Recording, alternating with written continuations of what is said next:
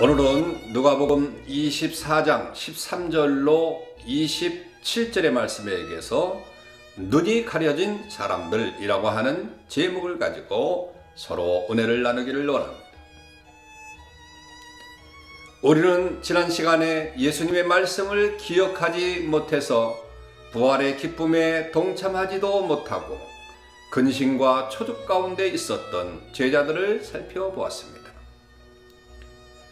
특히 그들 중 두 사람은 아예 예루살렘에서 25里되는 엠마오라고 하는 촌으로 내려갔습니다. 사역을 위해 내려간 것이 아니라 체포에 대한 불안과 실망스러운 결과로 인한 공허함을 떨쳐버릴 수 없었기 때문에 엠마오로 갔을 것입니다. 만약 이들이 예수님의 말씀을 기억했더라면 엠마오로 내려가지 않았을 것입니다. 애당초 불안함도 실망도 공허함도 느끼지 않았을 것입니다. 하지만 그럼에도 사랑의 예수님은 그를 찾아오셨습니다. 그리고 그들의 어두운 눈을 뜨게 하셨고 다시 소망을 붙잡게 하셨습니다. 이제 그들이 부활의 주님을 만나게 되는 그 과정을 한번 살펴보도록 하겠습니다. 첫째로 두 제자는 눈이 가려워져 있었습니다. 누가는 18절에서 엠마오로 내려가던 두 제자 중에 한 사람의 이름이 글로아라고 말했습니다. 누가가 별다른 설명 없이 이름을 언급했다는 것은 누가복음을 읽을 독자들이 이 사람에 대해서 잘 알고 있었다고 하는 것을 의미하는 거지요. 글로바가 누구인지에 대한 여러 견해가 있는데 오리겐이나 잔과 같은 사람들은 글로바가 예루살렘 교회의 감독인 시몬의 아버지이자 예수님의 삼촌이라고 주장합니다. 또 어떤 이들은 요한복음 19장 25절의 말씀에 언급된 글로바의 아내 마리아가 본문에 나오는 그 글로바의 아내라고 주장하고 있는 거지요. 한 걸음 더 나아가 어떤 이들은 본문에 나오는 두 제자가 글로바와 그 아내인 마리아라고 생각을 합니다. 만약 요한복음 19장 25절에서 예수님이 십자가에서 고통을 받으실 때 함께 있었던 글로바의 아내가 본문에 나오는 또 한 명의 제자라면 문제는 좀 더 심각해집니다. 왜냐하면 16절은 저희가 그인 줄 알아보지 못했다고 말씀했기 때문입니다. 물론 누가는 저희의 눈이 가리워져 그렇다고 기록하였지만 십자가 곁에까지 갔던 그런 사람들이 어떻게 예수님을 알아보지 못할 수가 있느냐는 것이지요. 이유는 두 가지일 수 있습니다.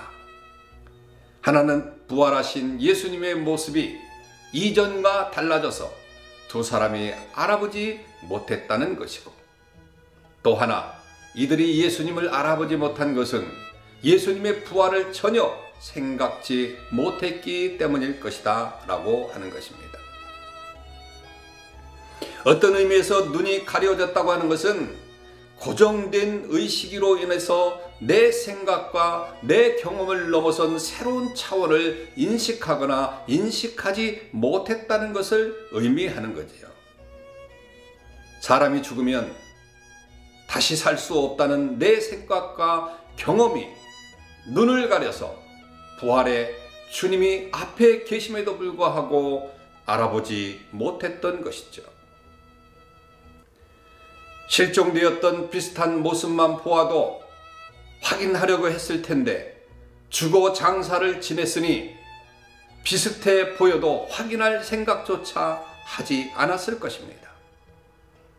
내 생각이나 내가 세운 기준을 넘는다는 것이 이렇게도 중요하고 또한 어려운 것입니다. 그리스도인들은 내 생각이나 내 경험이나 사람들의 말에 연연해서는 안 됩니다. 그러면 하나님의 능력을 제한하게 되고 하나님께서 하시는 일을 보지 못하게 되는 것이지요. 영적인 눈이 떠지고 내 생각을 뛰어넘는 영적 성숙들이 있기를 주님의 이름으로 축원합니다. 둘째로 두 제자는 여자들이 전한 부활의 소식을 단지 자신들을 놀라게 한 사건으로 여겼습니다.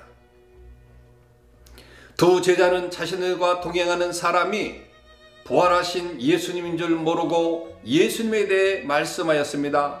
대화를 보면 예수님은 능하신 선지자라고 소개한 것 외에는 십자가 사건 전까지의 일들을 비교적 잘 설명했습니다.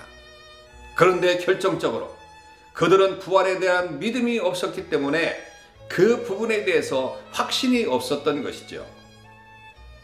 물론 주의 부활에 대한 말을 전혀 듣지 못한 것은 아니었습니다. 그들은 예수님이 죽은 지 사흘째 되는 날 어떤 여자들이 새벽에 무덤에 갔다가 와서 전한 말을 똑똑히 기억하고 있었습니다.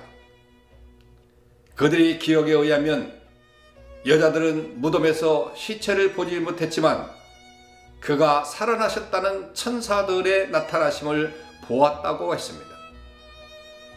그리고 두어 사람이 그 말을 확인했지만 예수를 보지는 못했다고 하는 것도 알고 있었습니다.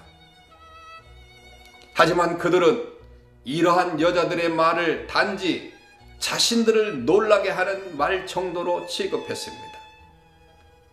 그 말이 맞을 수도 있다는 생각을 전혀 하지 않았던 것이죠. 그러니 앞에 있는 예수님을 바라보지 못할 수밖에 없는 것이죠. 그들은 예수님이 25절에서 말씀하신 것처럼 미련하고 선지자들의 말을 모든 것을 마음에 더디 믿는 자들이었습니다. 그토록 예수님을 살아가면서 내 생각의 한계를 뛰어넘지 못하고 말씀을 믿음으로 받아들이지 못해서 주님을 만나지 못하고 있으니 참으로 안타까운 일이 아닐 수 없는 거지요. 예수님을 사랑하는 여러분들은 어떻습니까? 내 생각과 경험의 한계를 부수기 바라며 말씀을 믿음으로 받아들이시길 바랍니다. 그래서 주님과 같이 교제하는 저와 여러분들 되시기를 주님의 이름으로 축원합니다. 오늘 우리가 기도해야 될 것은 말씀을 믿는 믿음으로 살 수 있도록 해달라고 기도하시고 그 말씀을 생활 가운데 적용해서 하나님께 영광 돌리는 사람들 될 수 있도록 기도하시는 이 아침 되시길 바랍니다. 샬롬.